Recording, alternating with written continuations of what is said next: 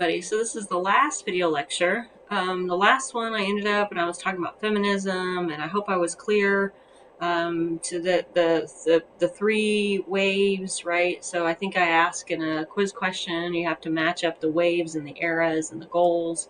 The first wave is suffrage, that's the right to vote in the 1920s.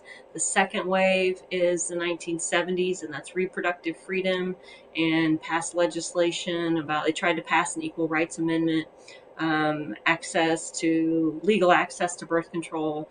And the third wave is today's contemporary feminism.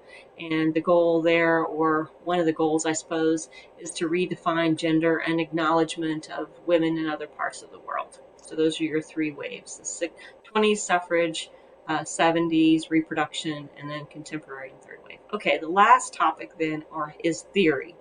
And as I've suggested in other parts of the class, theory is pretty central. So the question here is, why is the world gendered? Right?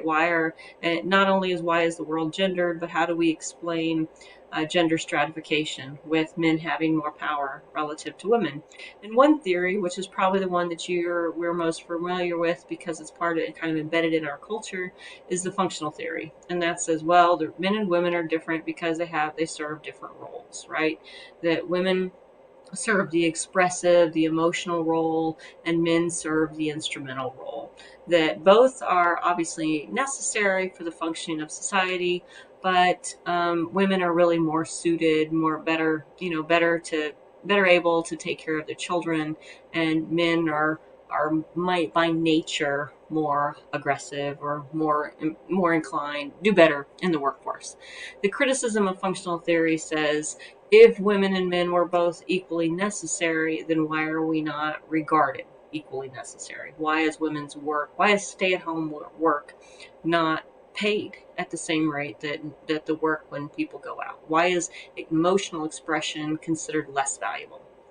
Human capital theory is a functional theory as well, and what this one says is that the reason men and women that women are not as have as much social status is because they've chosen not to invest time in that. They've chosen to stay at home and take care of children, and men make the sacrifice to separate themselves from family life, and they choose jobs that are more demanding or harder, or they're choosing jobs that have more status. And really the difference between men and women boils down to choice. I was just reading an article today about the criticism of when people are told you need to find a job that you're passionate about, and how passion often translates into people working harder at something because they're passionate about it instead of being compensated for that extra work, right? That we're told that passion is more important than wages. And she argues that this perpetuates social inequality because because people who are passionate about their work are less likely to be compensated for the extra time. And for the examples of like Zuckerberg and Steve Jobs, who were passionate about their work and so they became very successful, they also had connections that enabled them to translate their professional passion into income.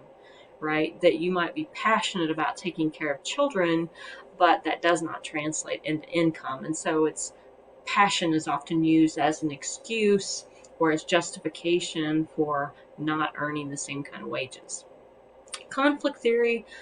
Conflict theory simply, and you'll see men on here a lot, right? But conflict theory simply points to that, what does it say? That different cultures have different types of power. Remember, conflict theory is all about power, and it's all about access to power. And this theory would point out that men, at some point in human history, had attained more power, and so all of these systems are in place for them to retain or continue to hold on to that much power. So if you think about the example of patriarchy, right, that men accumulate more resources, and then as they have accumulated more resources, they want to hold on to those resources. And as they have, so the example of men and women of gender in politics, men are more likely to be represented in politics, and they write the rules to maintain their higher representation in politics.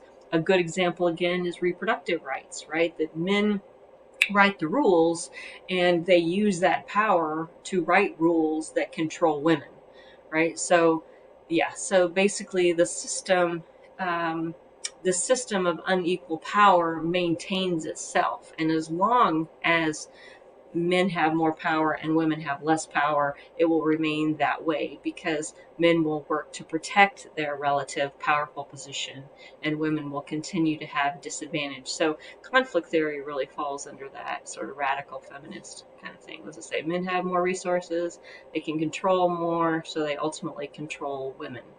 And then that sort of translates into all kinds of other relationships. So I hope that makes some sense.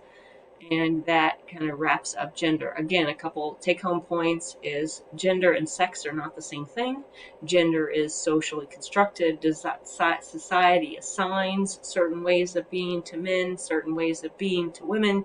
When we violate that, right, this is what we call a gender role or gender norms. We're sanctioned for violating those rules. The issue is not that there's differences.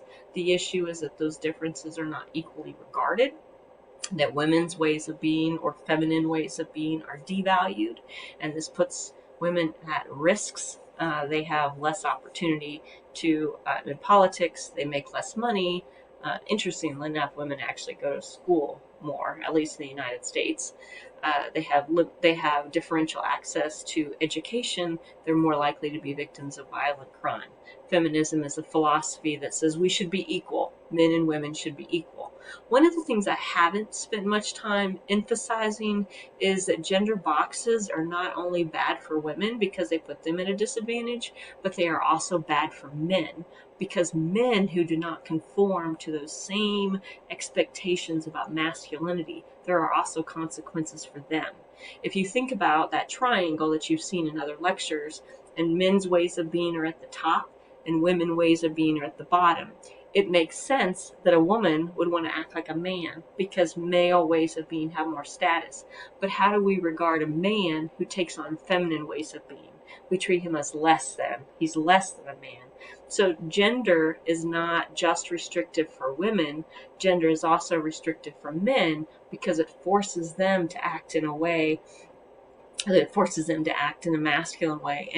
And one can argue that the consequences for a man violating his gender roles, right, for a man acting feminine, are much worse than when a woman acts masculine. When a woman acts masculine, we may call her a name, right, but we don't kill her. When a man acts really feminine, right, he runs the risk of being beaten up or even killed because he's violating his gendered ways of being. Okay, I'm going to stop there. I think hopefully I've covered everything I need to.